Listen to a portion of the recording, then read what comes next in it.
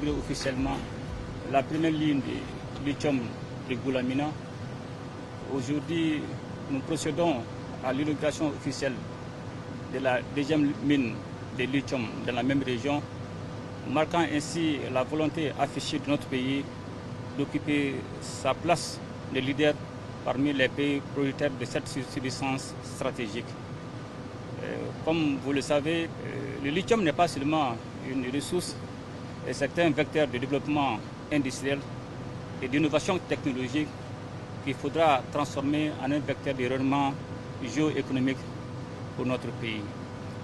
Et ce projet phare gigantesque sera exécuté en deux phases. La première phase aura un chiffre d'affaires de 46 milliards avec 500 emplois directs. Donc la deuxième phase verra une augmentation de chiffre d'affaires environ 111 milliards avec 800 emplois directs.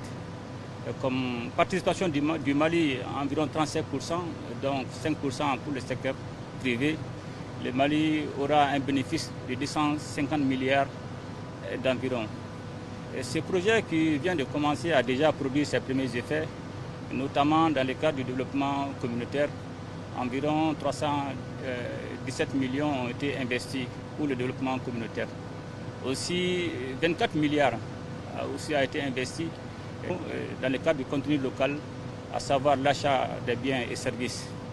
Et nous voudrons effectivement profiter de cette occasion, non seulement saluer la population de Bougouni qui est massivement sortie, aussi saluer la décision forte du gouvernement pour l'annulation de 121 titres miniers dont 100 permis de recherche. Et cela s'inscrit dans le cadre de la volonté du peuple malien d'assainir le secteur minier qui a été longtemps soumis à une exploitation illégale et frauduleuse de certaines personnes. Je voudrais aussi profiter de saluer la résilience du peuple malien face à cette crise, aussi lui retirer notre volonté de faire du secteur minier un moteur de développement économique et harmonieux de notre pays. Donc la vision du Mali, c'est de faire du secteur minier un moteur de développement économique.